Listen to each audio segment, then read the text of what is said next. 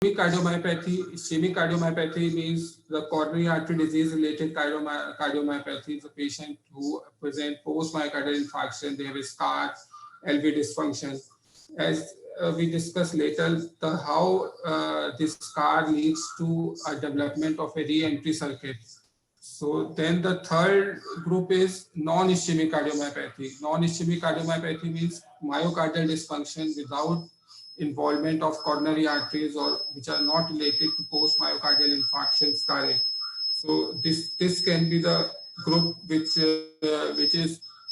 may be post-viral myocarditis, maybe hypertrophic cardiomyopathies, idiopathic dilated cardiomyopathy, arrhythmogenic right ventricular dysplasia, in cases of post cardiac surgeries, which may be because of congenital heart disease or because of other cardiac surgeries, maybe because of inflammatory disorders like sarcoidosis, infiltrative disorders. So this is a heterogeneous group of disorders which we classify in non-ischemic cardiomyopathy, and most of these arrhythmias are re-entrant.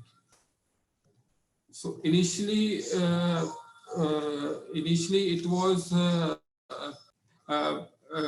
was a pioneering work by Miller et al. In around 1995. They find they did during intraoperative mapping of ischemic cardiomyopathy or scarred myocardial patients who were presenting with VT, and they found that there are abnormal potentials, there are fractionated, delayed, late potentials seen in these people, and when they resect the scar and suture it back, there was this diseased myocardial cardium was lost, and this lead to also cure of VT for these patients. So this was the initial concept which was done by invasive cardiac surgery, but later on this concept was utilized to devise more and more techniques for non-invasive radiofrequency ablation. So like it is, as I described, it is a scar-related re-entry. So what happens in normal myocardium is the conduction is regular, fast, there is no slowing, no anisotropy, but in cases in which the normal tissue is mixed with scar, there is intramyocardial slowing.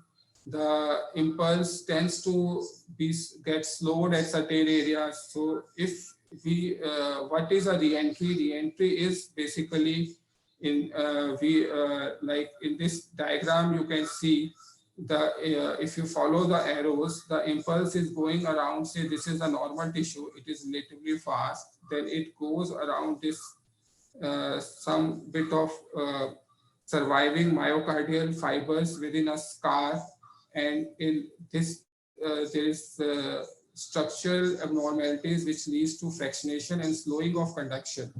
So in a normal myocardium, most of the areas are depolarized simultaneously, and then again the repolarization is in such a way that there is practically no potential for re-entry. But in case the impulse gets slowed, delayed, it can form a circuit in which when a leading edge goes and activate a part of the circuit, when it returns back, it again finds the circuit excited, that can be excited, and it leads to a form of re-entry impulse, which we see as a ventricular re-entrant type of ventricular tachycardia. So, and the place from where it exits, that is the place which has similarity to the QRS complex which we see on the surface ECG. So this isthmus and the circuit we delineate with the ways of various techniques, and this is what we try to localize and ablate with various techniques. So what we commonly used for hemodynamically stable patients is the entrainment maneuver. In entrainment, we pace the arrhythmias at a rate just within 10% of the basal rate and try to see for the concealed fusion. Concealed fusion means when the surface ECG ECG morphology of the ventricular clinical ventricular arrhythmia is similar when we are pacing, and we see for the post pacing interval. So with this various criteria, we can localize the various parts of the reentrant circuit, whether it is the isthmus, whether it is the exit site, whether it is the central proximal position, or it may be a remote bystander or ejection bystander. So this there are certain for the students, for the MD students, they should just remember there are certain techniques in which we can localize the re-entry circuit.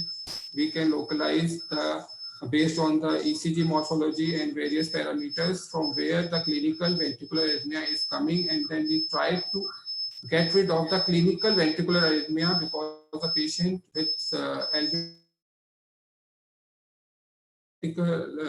circuit. So we try to get rid of the clinical arrhythmias and then again see for the inducibility. So for the students, what we do during cardiac mapping, this is a 3D mapping image. Like we have multiple catheters which have multiple electrodes. Like when you do surface ECG, you have we put limb electrodes and chest electrodes. The same electrodes which are put on the chest externally. If when we do electrophysiology study, we have catheters which have electrodes on their tips, and they record intracardiac signals.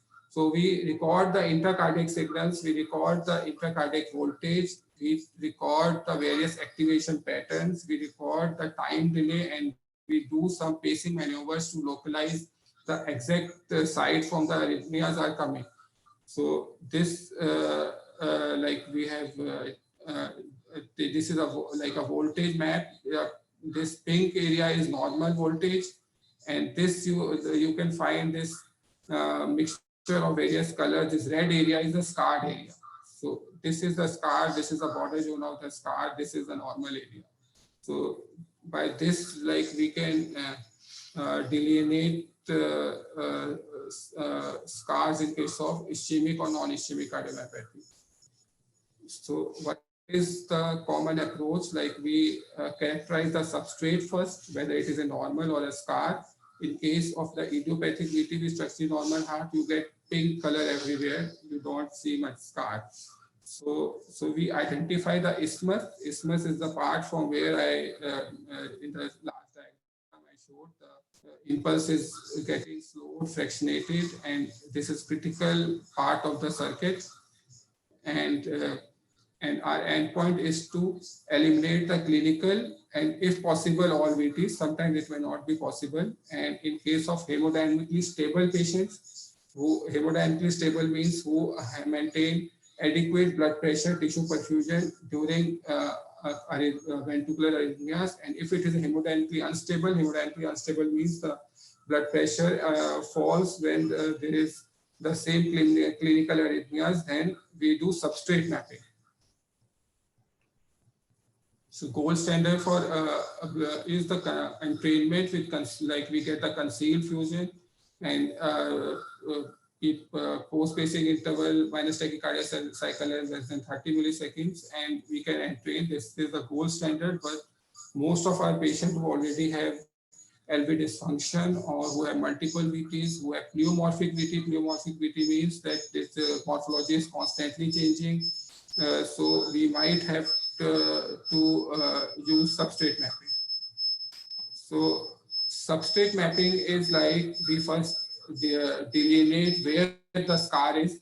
So in that, like Manish told that we can do a scar homogenization. We can just homogenize the whole scar, whatever patchy for normal tissues we are finding. We can just ablate to it, make it a homogenized scar. Like if we get rid of the anisotropy or the normal tissues, so the every tissue will have the same electrical properties, and like we can get rid of the VT, but it has disadvantage of being like it requires extensive ablation, and sometimes it may not be possible. So then like we can use dechanneling, we can map out various channels and can ablate them. We can use pace mapping, like if, like I told you, the QRS morphology matches with the exit. So we presume like the VT is coming from say particular area based on the QRS morphology. Then we try to do pace mapping. So at the so where there is a transition from a good pace map to a suddenly to a poor pace map, or we use the STIM QRS to see what is exactly the isthmus, we can get some clues to ablate which area can be ablated. Or in cases there are multiple VTs, or we can just do a core isolation, like in PVI we can isolate the whole area and demonstrate the dissociation between in, the scar area and the outside, and this is known as core isolation. Or we have other approaches like late potential and lava ablation.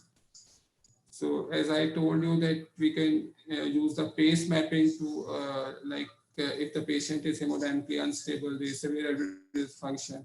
So we can presume that it is arising from a particular site, try to pace map at the sites, try to see where the transition is there, and try to see the STIM QRS, and then we can get rid of these areas. If there can be multiple VTs, we can use multiple pace mapping sites to get rid of that VTs. So it but exactly the correlation may not be good in many cases, and but it has the advantage that can be used in hemodynamically unstable VTs. So we, like I was telling you that we can map the area, we can see for the channels, then we can gradually take out these channels. This approach is called dechanneling. So, or we can just homogenize the whole scar. So this approach is known as scar homogenization. So, but sometimes the circuits may not be just on the endocardium, it may be epicardium. So it may require the epi-endo approach to get rid of these circuits. So the core isolation is like, say this is the scar here, and we we isolate the whole area like we do a PVI isolation, and then we demonstrate a dissociation when we pace from inside to outside and outside to inside. So this is a core isolation which has been shown to be effective. So in extensive scars on hemodynamic unstable, this is scar dechanneling we can use. Then another approach is to take out the local abnormal ventricular activities, like which I was telling, the late potential, fractionated potential. These are known as lava. So we just do a substrate map, take out all these lavas, and in those patients we cannot, if we do not, we are not able to map all the VT circuits. So high density mapping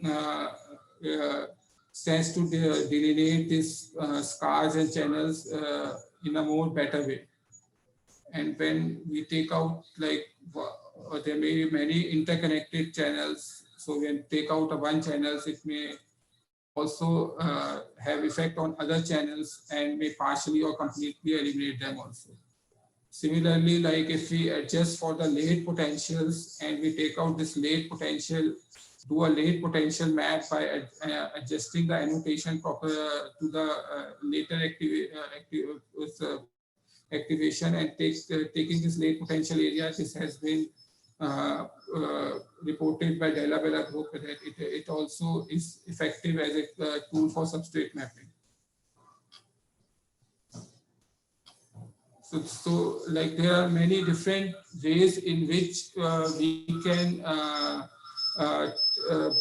ablate these hemodynamically unstable arrhythmias.